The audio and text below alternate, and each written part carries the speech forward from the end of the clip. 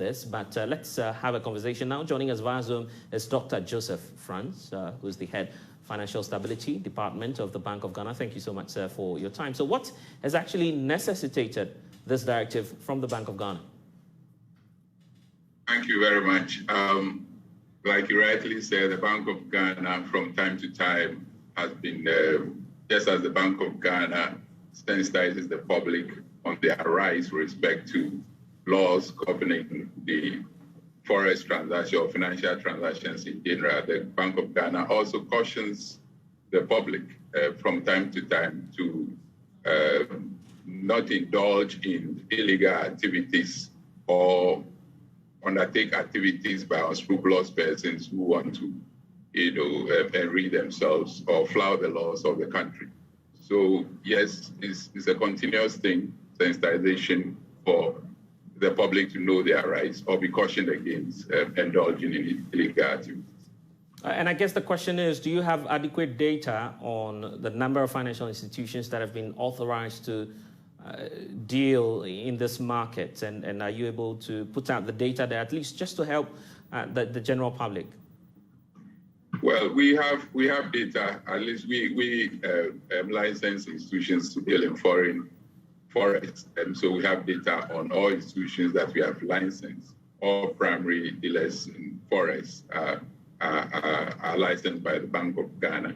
And so we have the banks who deal in forex. We have the forex bureaus who deal in spot transactions and all that, who have been licensed by the Bank of Ghana. So any other institution aside of this, institutions who are to deal in forex are unlicensed and maybe will be operating illegally. And I guess the concern is how feasible will it be cracking down on the black markets, particularly when they are not open. The activities are mostly done in secret. So how do you intend to track them down and deal with them? Well, we collaborate with the security agencies, the law enforcement agencies, and some intelligence is gathered. And so that is the basis of cracking down on some of these institutions or some of these illegal activities in the system. So yes, intelligence work is done. And so the Bank of Ghana does not go into intelligence. There are persons and institutions that have been trained to do that. So information gathered is given to the intelligence agencies and the law enforcement agencies. Will do their work. Right, but I guess this aspect of the economy does not need any financial intelligence. And we're talking about the real estate market and the hoteliers as well. The indications are clear that in that market, you find quite a significant number of organizations trading in foreign currencies. What are you doing about this as the Bank of Ghana? Well, every activity that ought to be investigated needs some level of intelligence.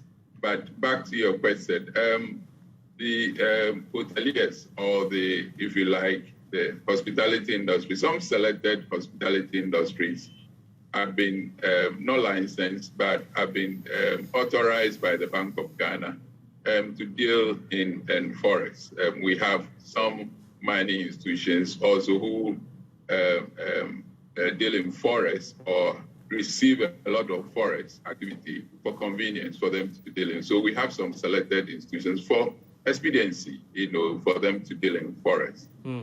So that is it. But it's not all institutions, it's not all hotels that has been given that. And gradually we'll have forex exchange in all the institutions for them to be able to deal in forex. Then you have the foreign exchange bureaus around all these institutions, so that yes, people will have to exchange money at the bureaus and not necessarily dealing directly in forex. And the operative word used there is some. So you clearly accept the fact, admit the fact that some of the hoteliers and some of the real estate companies as well are not certified to do what they're doing. Well, I know of some of the renowned hotels that have a lot of forest inflows, and clients who come from outside the country and so on for convenience to deal in forex. Those institutions are strictly monetized, if you like, monitored by the central bank. And so those ones have been authorized by the central bank to deal in forex, like I'm saying, for convenience and for expediency. I don't know of real estate institutions that have been authorized. So if a real estate institution is dealing in forex, then that real estate must be dealing illegally in forex and must be reported to the law enforcement agencies. Okay, I guess what comes to on top of my mind right now is about the concern on the Ghanaian economy. Obviously, the measures you're taking should bring some benefits to the Ghanaian economy. What's that benefit that would immediately accrue to the Ghanaian economy if you're able to go ahead and properly enforce the regulation that you're putting out there or reminding the public about? Yes. Thank you very much. Once you dollarize your economy, then it means that you are weakening your city. And if you are weakening your city, then you are making everything expensive for your citizenry, to activities of your citizenry. So yes, you realize that some components of our activities are in forex. We import crude oil, so we pay in forex. There are components of the price build-up of fuel that we sell at our pumps in forex. So as the city depreciates, you have prices of our fuel going up. And if it goes up, it has implications for the economy. You have supply shock to the economy. Everything will move up. And it will have implications for inflation. You have the debt components, the one in forex also shooting up. And then we'll have implications for deficits, that we have will be hanging on our heads. So the dealing in forex is very important, and not dealing in forex, especially to put it that way, is very, very important for our city to stabilize, so that we'll have inflation subdued as much as possible. Right.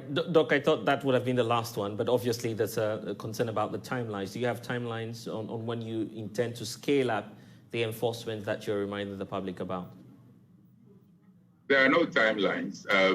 Once you are dealing in forex illegally, you will be clamped down, and you'll be clamped down any day, any time that you decide to do an activity that you are not authorized to do. So yes, it's a year-long, week-long, daily activity that we only sensitize the public from time to time to just let the public know, and so that you and I will know that once you hear or know of someone dealing in forex illegally, then you know where to report to and what action you have to take. Finally, are you open to reports from the general public in terms of partnership, giving you financial intelligence, so you are able to crack down effectively?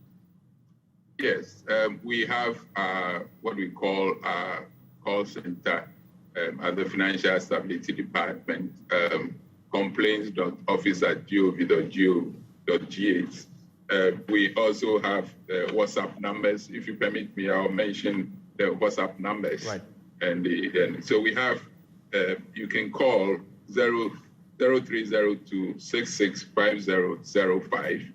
You can also send emails to complaints.office@bog.gov.gh. And we also have some WhatsApp numbers. We have 059-691-2354 or 050-150-2270.